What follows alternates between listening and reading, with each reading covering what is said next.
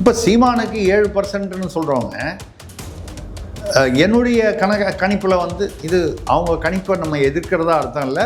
என்னுடைய கணிப்பில் 7% ரொம்ப கம்மியாக தெரியுது. டபுள் டிஜிட்டில் வருன்றது என்னுடைய கணிப்பு. தாவேக்காவுடைய இதில் அவங்க என்ன சொல்கிறாங்க, 22 நாங்கள் ஆல்ரெடி 40 தாண்டிட்டோம். தினமலர் இதில் சாணக்கியா வந்து தப்பாக போடுறாங்க. ஆல்ரெடி 40 தாண்டிட்டோம், இன்னும் போக போக இன்னும் அதிகமாகிட்டே போவோம். அப்படி இருக்கும்போது 22ன்னு போட்டால் தப்பு தானே. அப்போ 22ன்னு அவருக்கு போட்டது தப்புன்னா சீமான 7% போட்டது மட்டும் எப்படி ரைட் ஆகும்? இந்த கருத்து கணிப்புகளுடைய நிலை மாறலாம். இதுதான் நம்ம சொல்லுது. எவ்வளவு மாறும், எப்படி மாறும் அப்படின்னு நம்ம சொல்ல முடியாது. அது சொல்வதற்கு கூட்டணிகள் இறுதியாக வேண்டும். அப்படி சொல்லி அதான் சொல்கிறேன், எக்ஸிட் போல் சொல்லியே வந்து தவறானதெல்லாம் நிறையா இருக்குது. அந்த மாதிரி வரும்பொழுது 7% தான் சீமான் அப்படின்னு சொல்கிறது கம்மியாக தெரியும். அவ்வளோதான். நம்ம பொதுவான ஒரு கணிப்பில் தான் சொல்கிறோம்.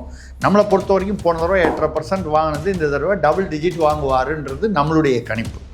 இவ்வளோதான் வந்து நம்ம இப்போ சொல்லக்கூடியது இவ்வளோதான். இந்த 13% வந்து சிறப்பாக செயல்படும்னு வருது இல்லை, எதிர்கட்சி படை, அதுதான் நான் அவங்க வாங்கக்கூடிய ஓட்டாக இருக்கும்னு நான் சொல்கிறேன். டபுள் டிஜிட்னு சொன்ன பாருங்கள், கிட்டத்தட்ட அந்த 12-13% வந்து அவர்களுடைய வாக்கு 8லேருந்து 12-13 வருங்கிறது என்னுடைய கணிப்பு. ரொம்ப அதிகமாக போனால் 15% வரும். அப்போ 12லேருந்து 15ன்னு வச்சு ஒரு ரேஞ்ச். இது வந்து வாக்கு. முதல்வராவதற்கு வந்து விருப்பம் தெரிவிக்கணும் வந்து நான் வந்து ஆரம்பத்துலேருந்து இப்போ வரைக்கும் அதே தான் சொல்லிகிட்டு இருக்கேன். அந்த அந்த அவங்க சொல்கிற அந்த தினமலர் அந்த சாணக்கியா இதில் வர்ற அந்த மார்ஜினே பார்த்தீங்கன்னா ஜெயிக்கிறவங்களுக்கும் அடுத்து வரவங்களுக்கும் 5% வித்தியாசம் சொல்கிறாங்க. என்னை பொறுத்தவரை இது போக போக இந்த 5%ங்கிறது இன்னும் கொஞ்சம் சுருங்கிடும். அப்படி சுருங்க சீமான் ஏதோ ஒரு 8 சீட்டு 10 சீட்டு வாங்குறாருன்னு வச்சு, சீமானுடைய கட்சி நாம் தமிழர் வாங்கலாம். அப்படி வாங்கினா இந்த 10 சீட்டு வந்து வந்தால் தான் வந்து ஆட்சி அமைக்க முடியும்னு வரும்போது அந்த அரசியல் பேரங்கள் வித்தியாசம். இந்த மாதிரி சூழ்நிலை வருமா என்றால் இன்னைக்கு இருக்கிற குழப்பத்தை பார்த்தா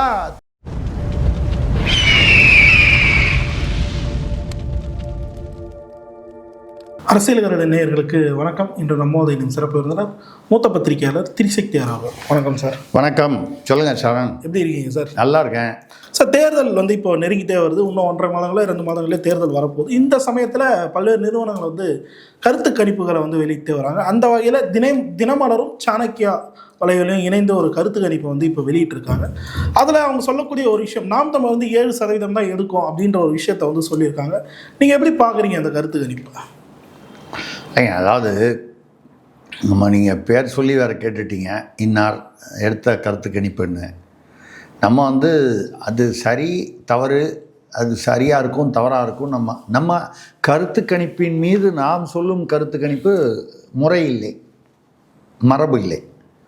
அவங்க ஏதோ ஒரு சிஸ்டத்தில் ஒரு ப்ரொசீஜரில் அவங்க போகிறாங்க. நிறைய கேள்விகள்லாம் கேட்டிருக்காங்க.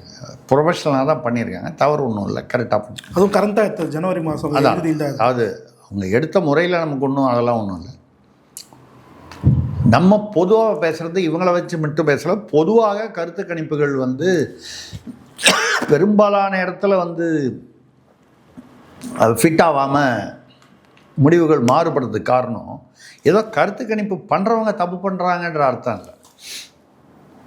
இந்த தேர்தல் சமயத்தில் பார்த்தீங்கன்னா ஒரு நாளும் சூழ்நிலை மாறுபட்டு கொண்டே வருது. களம் வந்து மாறுபட்டுக்கிட்டே வருது, காரணிகள் மாறுபடுது.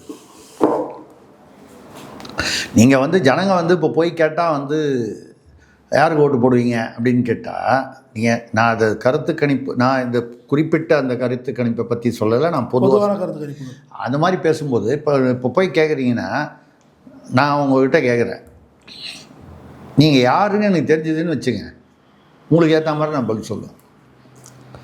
அவர் வந்து கேட்குறாரு, அவருக்கு ஏற்ற மாதிரி பதில் சொல்லுவேன், மாறிடும். இவர் பார்த்தா இவர் ஏதோ ரைட்டு, இவர் எங்கேருந்து வர்றாரு, இந்த இடத்துலேருந்து, இந்த பத்திரிகையிலேருந்து வராரு, இந்த இதுலேருந்து வராரு, இவர்கிட்ட என்னன்னு சொன்னால் இவர் சந்தோஷப்படுவார் அப்படின்ற மாதிரி உங்களுக்கு ஒன்று சொல்லுவாங்க.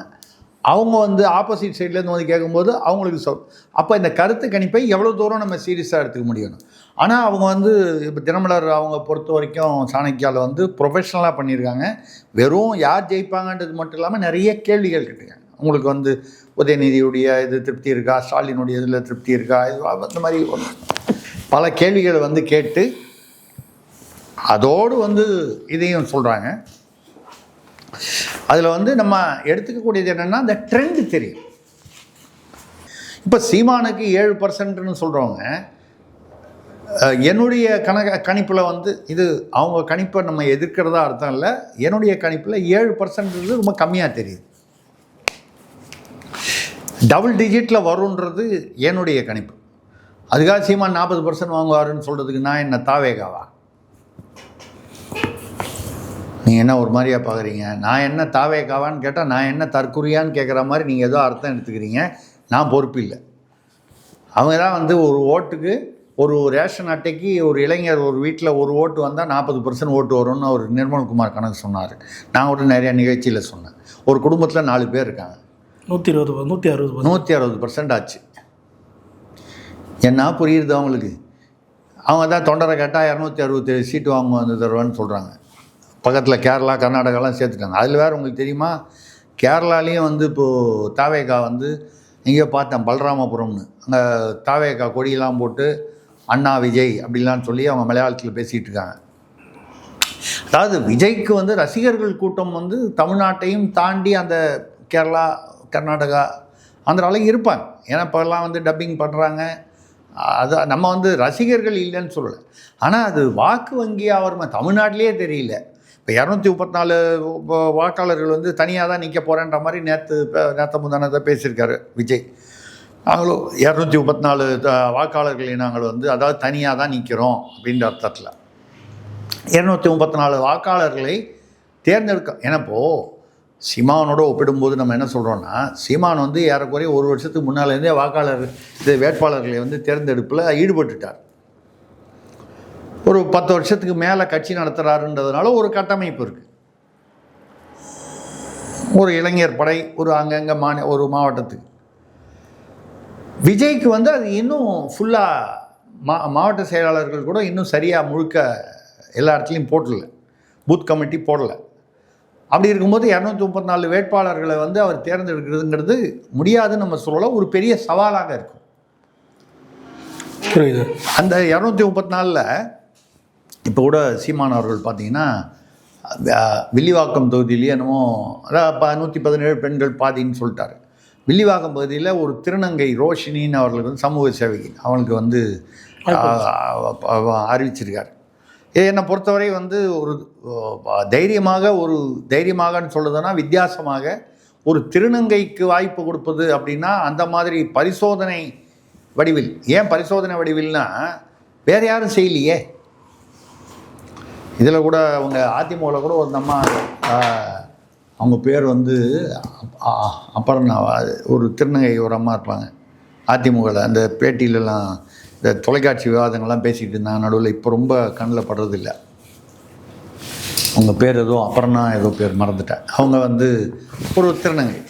அதாவது திருநங்கைகள் அரசியலில் இல்லைன்னு நம்ம சொல்லலை, புதுசாக ஏதோ ஒன்று தேர்தலில் போட்டியிட வாய்ப்பு என்பது ரொம்ப அபூர்வமான விஷயம். அதாவது எல்லா கட்சிகளும் செய்வதில்லை. இவங்க வந்து அதிமுகவில் ஒரு காலம் அந்த அம்மாவுக்கு முன்னால் கொடுத்தாங்களா எனக்கு ஞாபகம் இல்லை. இப்போ சீமான் வந்து ஒன்று அறிவிச்சிருக்காரு. ஆமாம் தான், இது வித்தியாசமான ஒரு முயற்சி, வாழ்த்த வேண்டியது. நான் திருநங்கைகள் என்றாலும் அவர்களும் வந்து இந்த சமுதாயத்தின் ஒரு எல்லாருக்கும் உள்ள உரிமைகளும் அதிகாரங்களும் வாய்ப்புகளும் அவர்களுக்கும் வந்து இருக்க வேண்டும். திருநங்கைகளோ திருநம்பிகளோ அதை எப்படி சொன்னாலும் பாலினத்தை பொறுத்தவரை. அந்த வகையில் இப்போ இவர் வந்து இந்த 234 பேர் ஐடென்டிஃபை பண்ணி வேட்பாளராக கொண்டு வரணுன்றது ஒரு பெரிய சவாலாக இருக்கும் விஜய்க்கு. அதுலேயும் வந்து மொத்தம் 267 சீட்டுகள் நாங்கள் பெறுவோம். ஒரு ஓட்டுக்கு 267 அவர் தொண்டர்கள் சொல்கிறாங்க. கரெக்டாக. ஆமாம், 234க்கு 267 பெறுவோம். அங்கே கர்நாடகாவில் 10, கேரளாவில் எல்லாம் சேர்த்து இங்கே தமிழ்நாட்டில் மெர்ஜி பண்ணிவிடுவாங்க. போகிற போக பார்த்தா அவர் அந்த காலத்தில் அந்த மாப்போசி காலத்தில் வந்து இங்கே தமிழ்நாட்டிலேருந்து சில பகுதிகள்லாம் வந்து இப்போ அதை மதராஸ் மாகாணத்துலேருந்து பிரித்து கேரளா கர்நாடகாலாம் கொண்டு போனாங்க. இப்போ விஜய் வந்து எல்லாத்தையும் திருப்பி கொண்டு வந்து ஒட்ட வச்சுருவார் போல இருக்கு. நல்ல விஷயம் தான். தொகுதி அந்த தொகுதியெல்லாம் அங்கே அவங்களுக்கு குறைஞ்சி போயிடும். கர்நாடகா, ஆந்திரா, தெலுங்கானா, கேரளாலெல்லாம் சட்டமன்ற தொகுதிகள் குறைஞ்சி போய் தமிழ்நாட்டில் கிட்டத்தட்ட 300 தொகுதி வந்துடும் போல இருக்குது இந்த தேர்தலில். இது யார் முடிவு பண்ணுறது? தாவேகா. ஆமாம், தேர்தல் ஆணையம் முடிவு பண்ணணும். நீங்கள் எதாவது தப்பாக எடுத்துக்க போகிறீங்க. எங்கள் தலைவர் தளபதி முடிவு பண்ணிட்டாருன்னா அவ்வளோதான். தேர்தல் ஆணையம் வந்து சொன்னால் கேட்டு தான் ஆகணும். அதனால் பார்த்தீங்கன்னா இப்போ இவங்க 267 தொகுதிங்கிறாங்க. இது மாதிரி வந்து அப்போ ஒரு 40% ஆல்ரெடி 40 தாண்டிட்டோம் நாங்கன்றாங்க. இப்போவே 40% வாக்கு தாண்டிட்டாங்கன்னா எனக்கு தெரிஞ்சது அப்போது தினமலர், சாணக்கியா இதெல்லாம் வந்து தப்பாக சொல்கிறாங்க. புரியுது. 22 தான் கொடுத்துருக்காங்க. இப்போ நான் வந்து என்னை வந்து தாவேகா நிர்வாகியாக நினச்சிக்கிறேன். ஏன் சார் உங்களுக்கு இது அவசியமா அப்படின்னு சொல்கிறீங்க. உங்கள் மைண்ட் வாய்ஸ் எனக்கு கேட்குது. இல்லை, நான் ஒரு உதாரணத்துக்காக சொல்கிறேன். இப்போவே 40% தாண்டிடுச்சுன்னா தேர்தல் கிட்ட வரும்போது 60, 70, 120, 130% வரும் எங்களுக்கு. ஏங்க 234 தொகுதிக்கு 267 ஜெயிக்கலான்னு சொல்லும்போது 100க்கு நாங்கள் 110% வாங்கணும்னு சொன்னால் தப்பு இல்லைல்ல? பேச்சுக்கு தாவேகாக்காரன்னு சொன்னீங்க, இப்போ நான் முழு தாவேகாக்காரங்களாக மாறிட்டீங்க. இப்போ புரிஞ்சுதுங்களா? நம்ம இல்லைங்க, தாவேகாக்காரன்னு சொன்னால் தாவேகாக்காரங்க மாதிரியே நம்ம சிந்தனை பண்ணணும். அப்போ தான் உங்களுக்கு மக்களுக்கு புரியும். இப்போ 40% இருக்குது. தேர்தல் கிட்ட போகும்போது 100 தாண்டிடும். 100க்கு 130, 140 கூட வரும் சதவீதம். என்ன பண்ணுறது? தமிழ்நாட்டு மக்களுக்கு என்னென்ன தலையெழுத்து இருக்குதோ யார் காப்பாற்ற முடியும்னு சொல்லுங்கள். இதை மாதிரி வந்து இருக்கக்கூடிய இந்த சூழ்நிலையில் கூட்டணிகள் இன்னும் வந்து இப்போ சொல்லுங்கள், தாவேகாவுடைய இதில் அவங்க என்ன சொல்கிறாங்க? 22 நாங்கள் ஆல்ரெடி 40 தாண்டிட்டோம். தினமலர் இதில் சாணக்கியா வந்து தப்பாக போடுறாங்க. ஆல்ரெடி 40 தாண்டிட்டோம், இன்னும் போக போக இன்னும் அதிகமாகிட்டே போவோம். அப்படி இருக்கும்போது 22ன்னு போட்டால் தப்பு தானே? அப்போ 22ன்னு அவருக்கு போட்டது தப்புன்னா சீமானுக்கு 7% போட்டது மட்டும் எப்படி ரைட் ஆகும்? தினமலரும் சாணக்கியாவும் என்னை மன்னிக்க வேண்டும் ஐயா, நான் உங்களை கலாய்க்கல. அவங்க எப்படி சொல்கிறாங்கன்னு சொல்லி நான் வந்து அதை சுட்டி காட்டுறேன். அவ்வளோதான். வந்து என்னன்னால் அதாவது ஒரு கருத்து கணிப்பு என்பது ஒரு காலகட்டத்தில் இருப்பது. அன்றைக்கி உள்ள சூழ்நிலையை வச்சு இப்போ ஜனவரி மாதம் இதுக்கப்புறம் என்னென்ன நிகழ்வுகள் நடக்கும்? பிரேமலதா, அன்னையார், அப்புறம் ஓபிஎஸ்ஸு, ராமதாஸு, இங்கே எல்லாருமே ஒரு அதிமுக, பாஜக இந்த அணியில் போகிறாங்க அப்படின்னா கொஞ்சம் சூழ்நிலை மாறும். இல்லை அதில் சில பேர் திமுக வர்றாங்க, கொஞ்சம் சூழ்நிலை மாறும். விஜயோடு யாராவது இப்போ காங்கிரஸ் வந்து ராகுல் காந்தி கனிமொழி பேச்சு தோல்வி அடைந்துச்சு, சும்மா சொல்லுவோம் நம்ம, அதெல்லாம் தோல்வியெலாம் அடையாது, அதெல்லாம் கரெக்டாக செட் பண்ணி பேசிடுவாங்க. ஆனால் என்ன ஒரே பிரச்சனைன்னு கேட்டிங்கன்னா, காங்கிரஸில் இப்போ வந்து அடிப்படையில் இருக்கிற அந்த நிர்வாகிகளையும் சரி, அதை கீழே இருக்கிறவனும் சரி, அவன் திமுக கூட்டணியை விரும்பலை. அதிகாரத்தில் பங்கு வேணுன்றாங்க, உரிய மரியாதை இல்லைன்றாங்க. அப்போது கனிமொழி போய் பேசினாலும் சரி, ராகுல் காந்தி பேசினாலும் சரி, யார் பேசி ஒரு கூட்டணி ஒப்பந்தம் வந்தாலும் சரி, களத்தில் வேலை பார்க்கும்போது காங்கிரஸ்காரன் திமுகவுக்கு வேலை பார்ப்பானா, திமுககாரன் காங்கிரஸுக்கு வேலை பார்ப்பானா? இப்போ காங்கிரஸ் 1 or 2? 1 வந்து திமுக கூட்டணி விரும்புகிறது, 2 வந்து திமுக கூட்டணி விரும்பாதது. இப்போ உள்ள நம்பரை பார்த்தா, எண்ணிக்கையை பார்த்தா 2 தான் அதிகமாக இருக்கும் போல இருக்குது காங்கிரஸில், திமுகவை கூட்டணி விரும்பாதவர்கள். அப்படி இருக்கும்போது இந்த எதோ சொல்லுவாங்க, நண்டு தவளையெல்லாம் ஒரு மேலே போச்சுன்னா இன்னொன்று காலை பிடிச்சி இழுக்குன்ற மாதிரி, அப்படி வந்ததுன்னா அது யாருக்கு வந்து ஆதரவாக வரும்? திமுகவுக்கு, திமுக கூட்டணி அல்லாத மற்றவர்களுக்கு ஆதரவாக வரும். மற்றவர்கள்னால் யார் வரும்? ஒன்று அதிமுக தலைமையிலான கூட்டணி, தேசிய ஜனநாயக கூட்டணி, இன்னொன்று நாம் தமிழர், அவர் தனியாக தான் நிற்கிறாரு. விஜய், அதாவது தாவேகா. நம்ம வந்து பொதுவாக நியாயமாக சொல்லிடுவோம். இவங்களுக்கு காங்கிரஸுடைய ஓட்டே வந்து இவ்வளோ நாளாக காங்கிரஸுக்கு போட்டிருந்தவன் திமுக கூட்டணி போய் மேலிடத்துல முடிவு பண்ணிட்டாங்க, உள்ளுக்குள்ளே வச்சு செஞ்சுருவோம் அப்படின்னு சொல்லி எங்கே மாற்றி குத்துவான்னு தெரியாது. விஜய்க்கு குத்தலாம், சீமானு குத்தலாம், அதிமுக கூட்டணி குத்தலாம். அப்படி குத்துனா திமுக பாதிக்கப்படும். எங்கே குத்துறான்றதை பொறுத்து இந்த கருத்து கணிப்புகளுடைய நிலை மாறலாம். இதுதான் நம்ம சொல்லுது. எவ்வளவு மாறும், எப்படி மாறும் அப்படின்னு நம்ம சொல்ல முடியாது. அது சொல்வதற்கு கூட்டணிகள் இறுதியாக வேண்டும். அப்படி சொல்லி அதான் சொன்னேன், எக்ஸிட் போல் சொல்லியே தவறானதெல்லாம் நிறையா இருக்குது. தேசிய அளவில் பார்த்தீங்கன்னா பிற மாநிலங்கள்லாம் எக்ஸிட் போலில் ஒன்று சொல்லுவான், இவங்க ஜெயிப்பாங்கன்னா கம்ப்ளீட்டாக மாறி வரும், இல்லை அதை விட வித்தியாசமாக வரும். இது நடந்திருக்கு. அந்த மாதிரி வரும்பொழுது 7% தான் சீமான் அப்படின்னு சொல்கிறது கம்மியாக தெரியுது. அவ்வளோதான். நம்ம பொதுவான ஒரு கணிப்பில் தான் சொல்கிறோம். நம்மளை பொறுத்த வரைக்கும் போன தடவை 8.5% வாங்கினது, இந்த தடவை டபுள் டிஜிட் வாங்குவாருன்றது நம்மளுடைய கணிப்பு. இவ்வளோ தான் நம்ம இப்போ சொல்லக்கூடியது இவ்வளோ தான். இதில் எக்ஸ்ட்ரா ஒரு 2 கேள்வி சார், சுருக்கமாக முடிச்சிடலாம் சார். சிறப்பாக செயல்படும் எதிர்க்கட்சியில் 13% நாம் தமிழர் பெற்றிருக்கு. நீங்கள் விரும்பும் முதல்வர் வேட்பாளர் யாருன்றப்போ அதுலேயும் 9% நாம் தமிழர் ஏற்றிருக்காங்க. நீங்கள் எப்படி பார்க்குறீங்க இந்த முடிவு சுருக்கமாக? இந்த 13% சிறப்பாக செயல்படும்னு வருது இல்லை எதிர்கட்சி தலைவர், அதுதான் நான் அவங்க வாங்கக்கூடிய ஓட்டாக இருக்கும்னு நான் சொல்கிறேன். டபுள் டிஜிட்னு சொன்ன பாருங்கள், கிட்டத்தட்ட அந்த 12-13% அவர்களுடைய வாக்கு 8லேருந்து 12-13 வருங்கிறது என்னுடைய கணிப்பு. புரியுது. லாஜிக் உங்களுக்கு புரியுது இல்லையா? மினிமம் சொல்கிறீங்களா இல்லை மேக்ஸிமம் சொல்கிறீங்க? இதில் மினிமம் ரேஞ்சு தான் நம்ம சொல்ல முடியும். ரொம்ப அதிகமாக போனால் 15% வரலாம். அப்போ 12லேருந்து 15ன்னு வச்சு ஒரு ரேஞ்ச். ஓகே. இது வாக்கு முதல்வராவதற்கு விருப்பம் தெரிவிக்கணும். நான் ஆரம்பத்துலேருந்து இப்போ வரைக்கும் அதே தான் சொல்லிகிட்டு இருக்கேன். சீமான் முதல்வராகும் வாய்ப்பு இல்லை என்பது எனக்கு எப்படி தெரியுமோ அதே மாதிரி அவருக்கும் தெரிகிறது. அவரும் சொல்கிறார். அவர் முதல்வர் ஆயிடுவேன்னு எங்கேயாவது சொல்லியிருக்காரா? இல்லை. நாங்கள் ஆட்சிக்கு வந்தால் இதெல்லாம் பண்ணுவோன்னு சொல்கிறாரே தவிர நான் முதல்வர் ஆயிடுவேன்னு சொல்லலை. இப்போது விஜய் கட்சியில் அவங்க சொல்கிறாங்க அடுத்தது அண்ணன் தாங்க முதல்வர்னு சொல்கிறாங்க.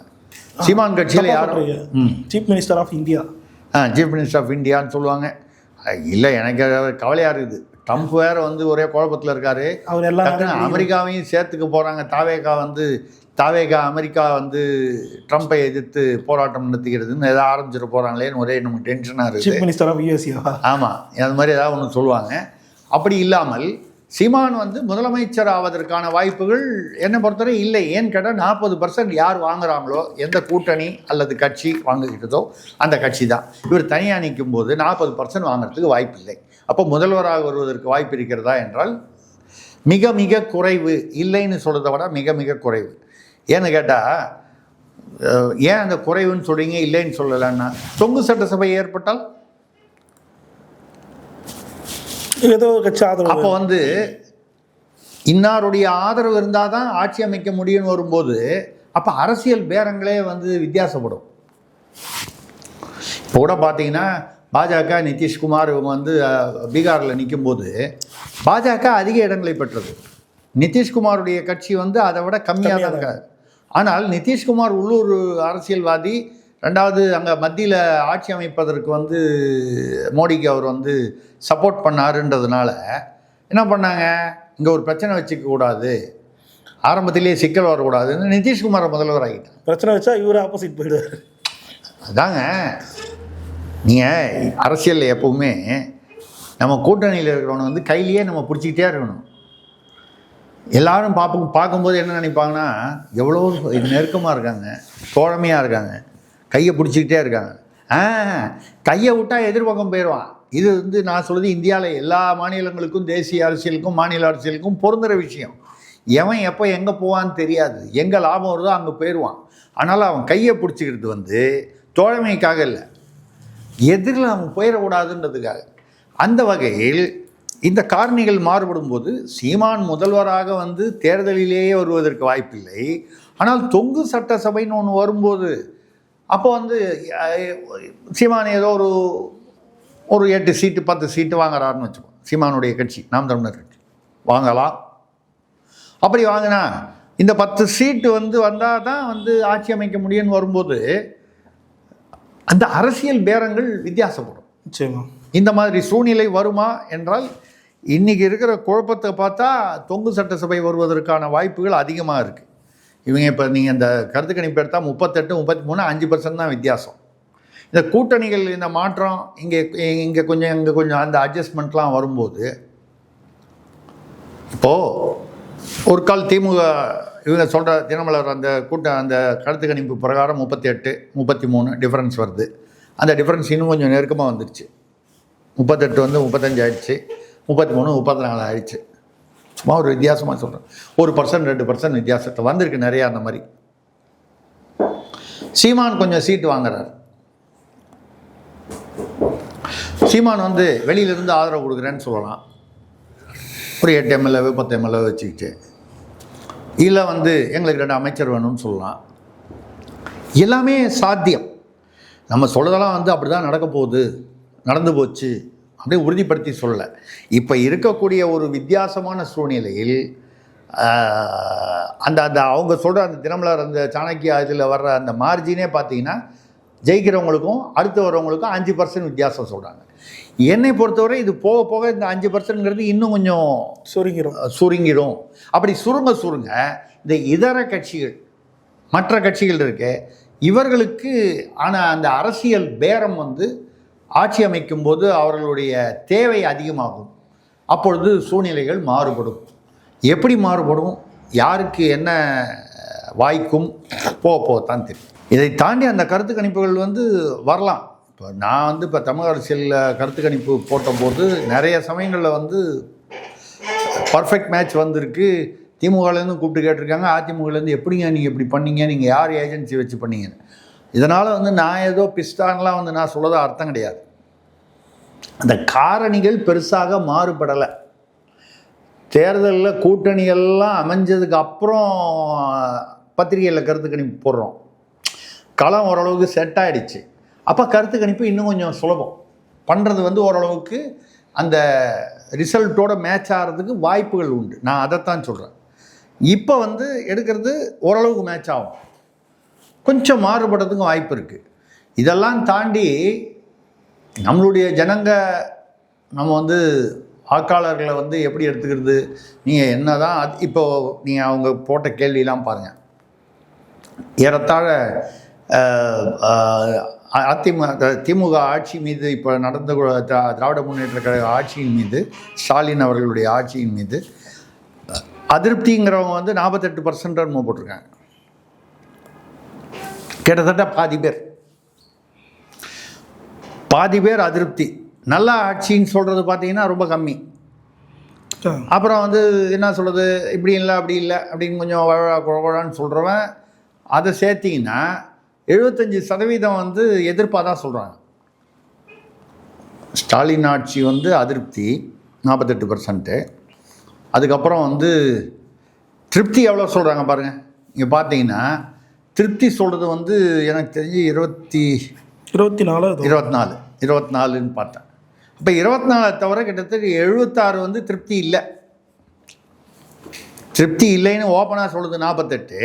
இந்த 24ன்னா கூட்டிங்கிட்டிங்கன்னா 72, 28% வந்து சரியாக முடிவு சொல்லலை, இல்லை அப்படியும் சொல்கிறான். ஓரளவு பரவாயில்ல. இந்த ஓரளவு பரவாயில்லன்னா அது இப்படியும் வச்சுக்கலாம், அப்படியும் வச்சுக்கலாம்.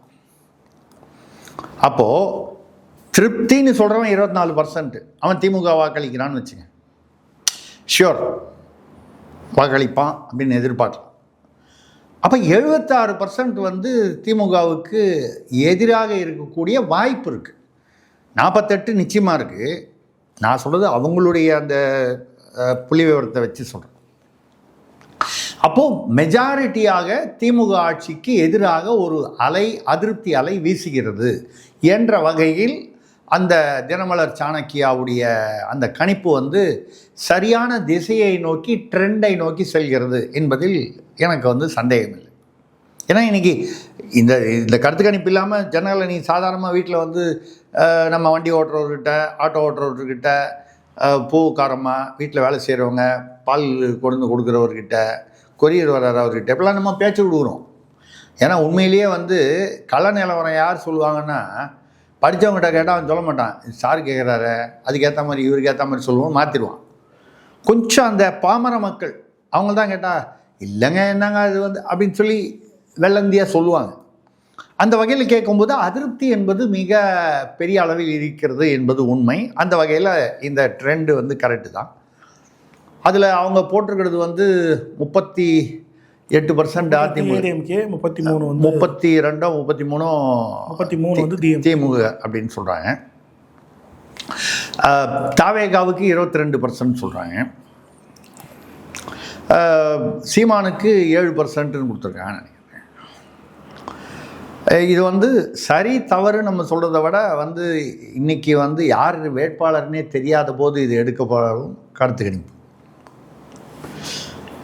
இந்த தேர்தலில் நிறைய ஸ்டேஜ் இருக்குது, இன்னும் கூட்டணி ஃபைனலைஸ் ஆகலை. ஒரு 80% எல்லாருமே வந்துட்டாங்க, இன்னும் யார் வரல? ஓபிஎஸ் வரல, ஓபிஎஸ், பிரேமலதா அவர்கள், ராம்தாஸ், ஒரு இவங்க தான். காங்கிரஸும் சேர்த்துக்கிறீங்க இல்லை. ஏன் வந்து சொல்கிறேன்னா அந்த குழப்பம் இருக்கு, இன்னும் அறிவிக்கலை. கனிமொழி அவர்கள் இன்றைக்கோ நாளைக்கோ ராகுல் காந்தி அவர்களை சந்திக்க போகிறாங்க. ஏன்னா வந்து இங்கே உள்ள ஸ்டாலின் தலைமையிலான குழு வந்து சோடங்கரை சந்திக்க மாட்டேன்னு சொல்லிட்டாங்களாம், சந்திக்க மறுத்துட்டாங்களாம். ஏன்னா முதல் தடவை போய் செல்வ பிறந்தங்கள்லாம் போய் பார்த்தாங்க இல்லையா, மரியாதை நிமித்தம் இந்த குழு அமைச்ச உடனே. அதுக்கப்புறம் நாங்கள் கூப்பிட்றேன் அப்படின்ட்டாங்க. அதுக்குள்ளே தான் தாவேகா போகணுன்னு அங்கே ஒரு பிரவீன் சக்கரவர்த்தி, சோடங்கர், இந்த ஒரு குரூப்பெல்லாம் வந்து எல்லாம் பேசுனாங்க, போனாங்க, வந்தாங்க. அதெல்லாம் தாண்டி இப்போ அந்த குரூப்பை கொஞ்சம் அடக்கிய தேசிய, என்ன தேசிய காங்கிரஸு, அதோ அங்கேயும் ஒரு இங்கேயும், இங்கே திமுகவில் எப்படி குடும்பமோ அது மாதிரி அங்கே ஒரு குடும்பம். இந்த மல்லிகார்ஜுன் கார்கே சொல்கிறத கேட்டுற போகிறாங்க. ராகுல் காந்தி, பிரியங்கா காந்தி, சோனியா காந்தி சொல்கிறது தான் நடக்க போகுது. இயல்பாக உள்ளது. அது அந்த வாரிசு அரசியலுங்கிறது அங்கேயும் இருக்குது. அந்த வாரிசு அரசியலில் பார்த்தீங்கன்னா அவங்க என்ன சொல்கிறாங்களோன்னா, அவங்க வந்து இப்போ கடைசியில் எங்கே போய் பார்க்குறாங்க? இப்போது கனிமொழி போய் பார்க்குறாங்கன்னு சொல்கிறாங்க. யாரை பார்க்கணும்? யார் வந்து அகில இந்திய காங்கிரஸ் தலைவர்? எல்லா மனசுலேயும் அந்த பிம்பம் வந்து ராகுல் காந்தி பிம்பம் தான் ராகுல் காந்தி. ஆனால் ராகுல் காந்தி வந்து சட்டமன்ற எதிர்க்கட்சி தலைவர், தேசிய அளவு காங்கிரஸ் கட்சியின் தலைவர் மல்லிகார்ஜுன் கார்கே. இப்போ அடுத்த கேள்வி கேட்குறேன், மல்லிகார்ஜுன் கார்கே என்ன முடிவு எடுக்கிறாரோ அதை தான் சோனியா காந்தியும் ராகுல் காந்தியும் ஏற்றுப்பாங்க. இப்படின்னு நான் சொன்னால் நீங்கள் வந்து ஒத்துப்பீங்களா? வாய்ப்பே இல்லை. இவ்வளோ வருஷமாக அரசியல் தெரியுன்றாரு, இருந்தாலும் இப்படி பேசுகிறாரு, இப்படி தான் நினைப்பீங்க. யதார்த்தம் அதுதான். மல்லிகார்ஜுன் கார்கே டம்மியாக தான் இருக்கார். இது ஒன்றும் பெரிய ஒன்றும் ரகசியம் ஒன்றும் இல்லை. ஏன்னா உண்மையிலேயே சந்திக்கணும்னா இப்போ வந்து தேசிய காங்கிரஸ் தலைவரை சந்திக்கணும்னா கனிமொழி யாரை சந்திக்கணும்?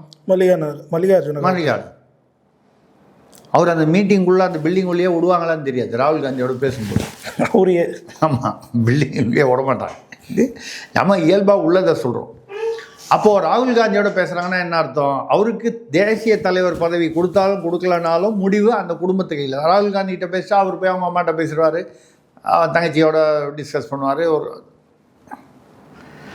ஏன் வந்து கனிமொழி அனுப்புகிறாங்க சொல்லுங்க பார்ப்போம். ஏன் கனிமொழி அனுப்புகிறாங்க? அவங்க முன்னாலெல்லாம் வழக்கமாக டிஆர் பாலுவை அனுப்புவாங்க. அவருக்கு வயசாகி போச்சு, அது ஒரு காரணம். கனிமொழி மாநில அரசியலுக்கு வரணும்னு துடிக்கிறாங்க. ஏன்? அவங்களுக்கு இந்த எம்பியாக இருக்கும்போது ஒரு குறிப்பிட்ட முக்கியத்துவம் அதுக்கு மேலே இல்லை, ஒரு வட்டத்துக்குள்ளேயே விட்டுறாங்க, நம்மளை அப்படி ஓரம் கட்டிட்டாங்க. அப்போ அவங்களுக்கு ஒரு சந்தோஷம், நம்ம தான் போய் காங்கிரஸில் பேசி நீ தாம்மா போய் பேசணும். ஒன்று. ரெண்டாவது, ரொம்ப முக்கியமான விஷயம், அவங்களுக்கு நல்லா ஹிந்தி தெரியும். அவங்க வந்து சின்ன ஒரு 18 அதான் அந்த 17 இந்த 20 வயசுக்குள்ளே இருக்கும்போதே தேவகவுடாவா யாரோ பிரைம் மினிஸ்டர் வந்து இவரை பார்க்க வராரு, கலைஞர் ஐயா கருணாநிதியை பார்க்கறதுக்கு வீட்டு கோபாலபுரத்துக்கு வராரு. அப்போ கனிமொழி வந்து ஹிந்தியில் அவங்க பேசின தேவகவுடா கன்னடத்தில் பேசுவார். தேவகவுடா தான் நினைக்கிறேன், இல்லை தேவிலால்னு நினைக்கிறேன். தேவிலால்னா ஹரியானாக்காரர் அவர். ஆமாம், தேவிலால்னு நினைக்கிறேன். தேவிலால், ஆமாம், சரண் சிங் அதெல்லாம் அவங்க வகைரா. அவங்க வந்து இருக்கும்போது அவங்க ஹிந்தி பேசுவாங்க, கரெக்ட். அவங்க வரும்போது கனிமொழி ஹிந்தி படித்தாங்களா? நல்லா கவனிங்க. அரசு பள்ளியில் இருக்கிறவங்களாம் படிக்கக்கூடாது, அரசு பள்ளியில் ஹிந்தி கிடையாது. கேட்டால் ஹிந்தி திணிப்பு. நாங்கள் ஹிந்தி படிக்கக்கூடாதுன்னு சொல்லியே. ஏங்க உங்கள் வீட்டில் எல்லாம் படிக்கிறாங்க, என் பேரன் வந்து நீங்கள் தயாநிதி மாறனுக்கு எம்பி கொடுத்துட்டீங்களே ஏன்னு கேட்டால் அவருக்கு ஹிந்தி தெரியுங்க, அதனால் கொடுத்தாங்க, நல்லா ஹிந்தி பேசுவாருங்க. இப்போ நீங்கள்லாம் எல்லாம் உங்கள் குடும்பத்தில் ஹிந்தி கற்றுப்பீங்க, பேசுவீங்க. இந்த அரசு பள்ளியில் படிக்கிறவங்கலாம் அவன் ஒன்றும் எம்எல்ஏ எம்பி ஆக போகிறதில்ல. இங்கெல்லாம்னா அங்கே போய் வேறு ஒரு மாநிலத்தில் ஹிந்தி பேசுகிற மாநிலத்தில் போய் வேலை செஞ்சு பிழைப்பான், அதை கெடுத்துருவாங்க. சரி, அந்த பாலிட்டிக்ஸ் வேறு, அது வழக்க திராவிட மாடல் விட்டுருங்க. இப்போ என்னென்னா கனிமொழி அனுப்புகிறாங்க. ஏன்னு கேட்டால் ராகுல் காந்தியோட வந்து கனிமொழி ஓரளவுக்கு ஆங்கிலமும் பேசுகிறாங்க, ஓரளவுக்கு அவங்க அந்த ஆங்கிலம் படித்தவர்கள், அதே மாதிரி ஹிந்தியும் பேசக்கூடியவர். அப்போ வந்து கனிமொழியை அனுப்புகிறாங்க. என்ன அதில் விஷயம்னா ஷோடங்கரை பார்க்க மாட்டேன்ட்டாங்க. ஏன்னா ஷோடங்கர் இந்த பிரவீன் சக்கரவர்த்திலாம் தாவேகா பக்கம் போகணுங்கிற ஒரு எண்ணம் உள்ளவர்கள். இது திமுக தலைமை ஒத்துக்க மாட்டேங்குது. என்னையா எங்களை விட்டு எங்கே போயிடுவீங்க? இதில் தான் இந்த பிரச்சனை வந்துச்சு. இந்த தளபதின்னு அவர் எம்எல்ஏ வந்து மதுரை எம்எல்ஏ வந்து 4000 ஓட்டு தான், பூத்துக்கு ஆளே கிடையாது. 4000 3000 4000 ஓட்டுக்கு மேலே வாங்க மாட்டாங்க அப்படின்னு சொன்னோன்னே தளபதியை வந்து நடவடிக்கை எடுக்கணும், அவர் கட்சியை விட்டு நீங்கள் நீக்கணும்னு சொல்லி மாணிக்கம் தாகூர், ஜோதிமணி இவங்கெல்லாம் பேசுகிறாங்க. செல்வ பெருந்தகை கூட வந்து தளபதி பேசினதுக்கு வந்து ட்விட்டரில் வந்து போட்டார்.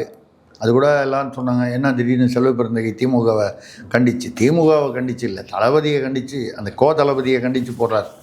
அந்த தளபதி இல்லை, இந்த தளபதி அந்த தளபதியை செல்வ பெருந்தகை வந்து கண்டிச்சார்னா அவருக்கு எது என்ன வருது?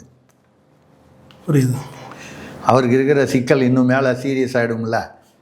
அவருக்கு என்ன சிக்கல் இருக்குமோ அது அவருக்கு தானே தெரியும்.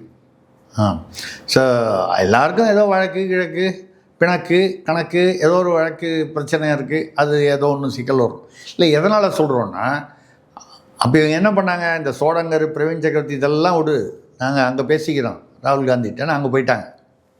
இப்போது இங்கே கூட்டணி வந்து அங்கே போயிடுச்சு. இப்போ ராமதாஸ் ஐயா இப்போ காங்கிரஸ் எங்கே போகுதுன்னு தெரியாது. நான் ஆரம்பத்துலேருந்து சொல்லிகிட்டு இருக்கேன், 90% எடுத்து பாருங்கள், நம்மளதெல்லாம் ரீவைண்ட் பண்ணி பாருங்கள்.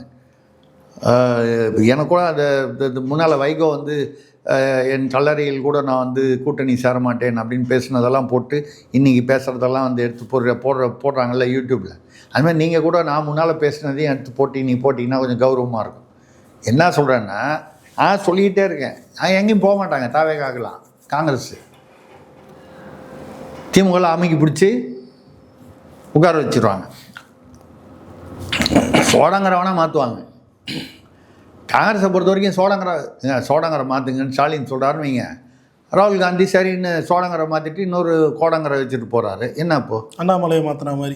இப்போ அண்ணாமலையே மாற்றிட்டாங்க. தமிழ்நாட்டில் வந்து ஒரு பெரிய ஒரு பரபரப்பான அரசியல் செய்து கொண்டிருந்த அண்ணாமலையே மாற்றப்படும் போது, காங்கிரஸில் இதுக்கு முன்னால் இந்த சோடங்கர்ன்ற பேரை நீங்கள் கேள்விப்பட்டிருக்கீங்களா? நமக்கு தெரிஞ்சு சோழிங்கர்னு ஒரு கோயில் இருக்குது, மலை கோயில், அவ்வளோதான். சோடங்கர்னு நமக்கு தெரியாது. இவர் இந்த தமிழ்நாட்டுக்கு பொறுப்பாளராக வந்ததுனால தான் சோடங்கருங்கிற பேரே நமக்கு தெரியுது. பிரவீன் சக்கரவர்த்தின்றவர் வந்து தமிழ்நாட்டு காங்கிரஸ்லேயோ அரசியல்லையோ ஏதாவது ஆக்டிவாக இருந்தாரா? இல்லை, யாரும் தெரியாது. இப்படி ஒருத்தர் இருக்காரா?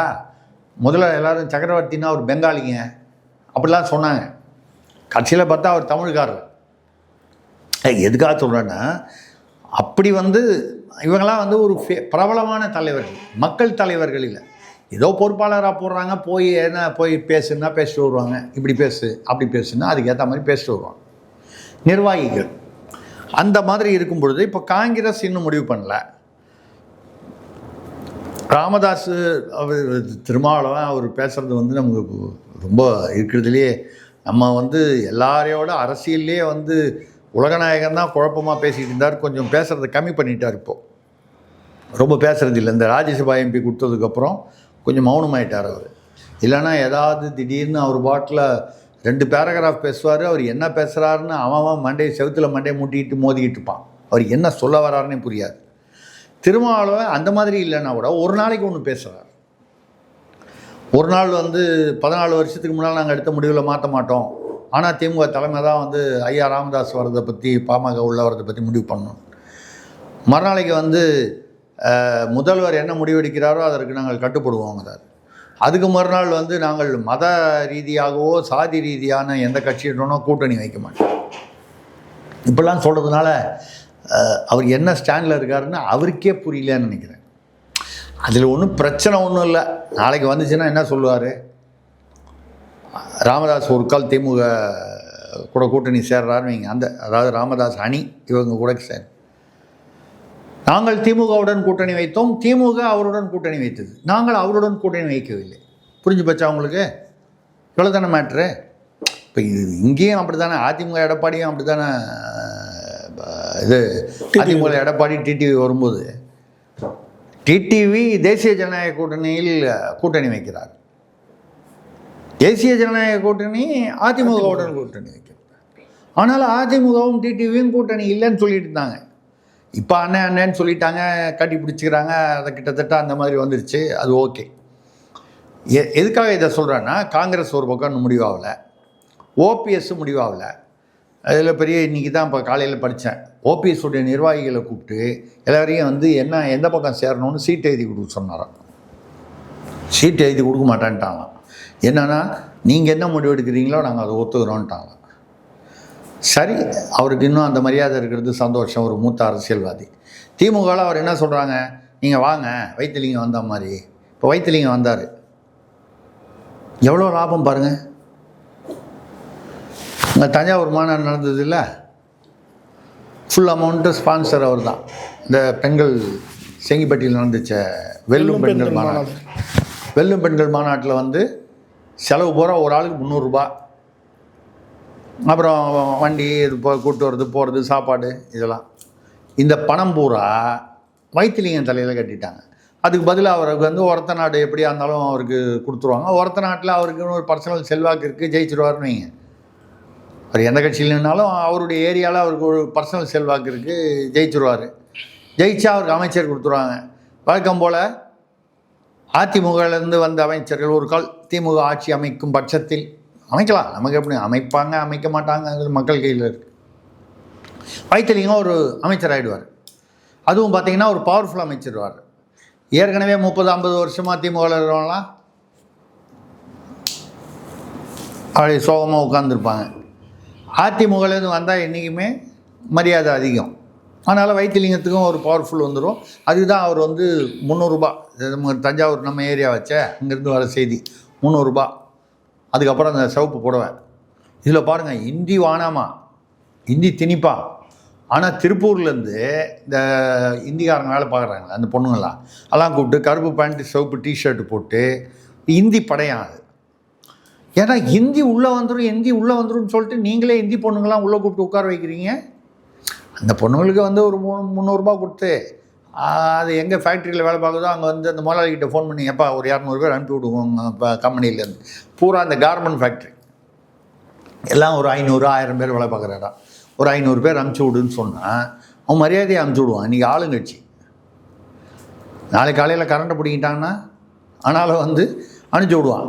அவங்களுக்கு கையில் 300 ரூபாயை கொடுத்து சட்டையை கொடுத்து எல்லாம் கையில் ஒரு கொடியை கொடுத்து வண்டியில் வச்சு கூப்பிட்டு வந்து சந்தோஷமாக வந்து உட்காந்துட்டு கத்திட்டு போ. ஏப்பா இப்போ ஹிந்தி பரவாயில்லையா? ஹிந்திக்கார பொம்பளைங்க வந்து திமுக வேஷத்துலனா கருப்பு பேண்ட்டு சிவப்பு டிஷர்ட் போட்டு வந்து ஹிந்தி இப்படியெல்லாம் வரலாம். உள்ள தனியார் பள்ளியில் மூலமாக வரலாம், நம்ம குடும்பத்தில் எல்லோரும் படிக்கலாம். ஆனால் அந்த அரசு பள்ளியில் மட்டும் பாமர மக்கள் படிச்சுட்டு மட்டும் அவன் உருப்பிடக்கூடாது.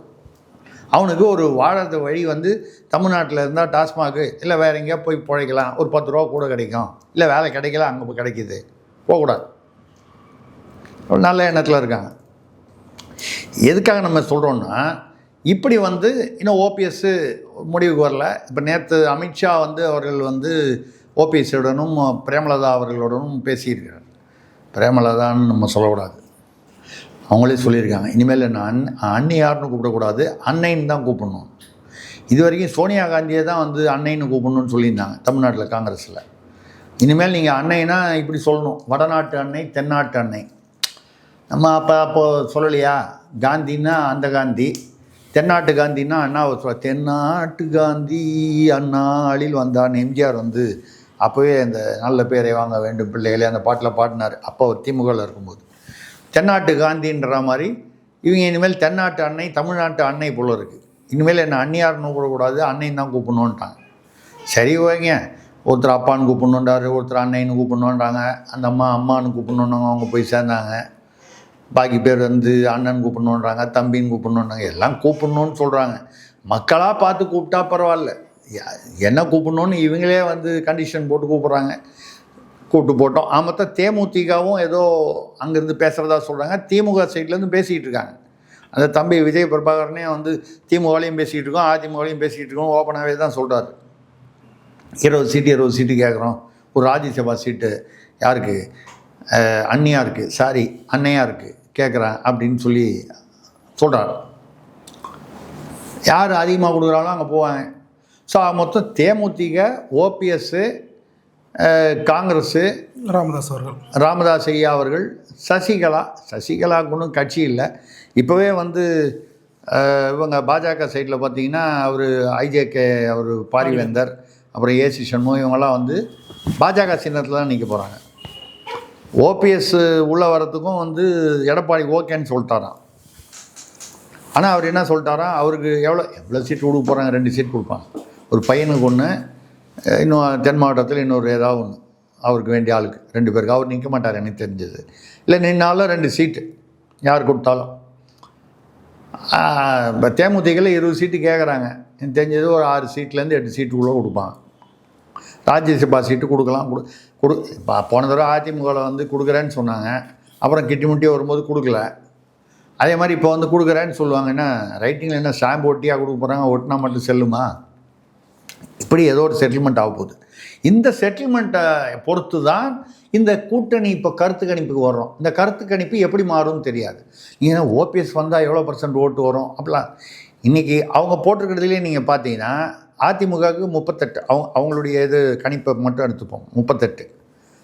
திமுகவுக்கு 32 போட்டுருக்காங்க, 33, 5% வித்தியாசம். இப்போ இந்த ஓபிஎஸ்ஸோ காங்கிரஸுடைய முடிவோ இல்லை அது அப்புறம் இவங்க பிரேமலதா எல்லாம் வந்து 2%, 1.5% இப்படின்னு வச்சா கூட இந்த 5%ன்றது எப்படி வேணாலும் மாறலாம்.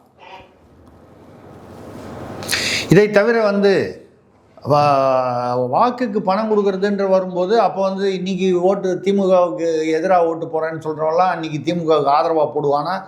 யார் பணம் கொடுப்பாங்க? எவ்வளோ கொடுக்குறாங்க? நிறைய காரணிகள் இருக்குது. சார், பல்வேறு கேள்வி தெளிவாக இருந்துச்சு. நேரத்துக்கு நன்றி. வணக்கம்.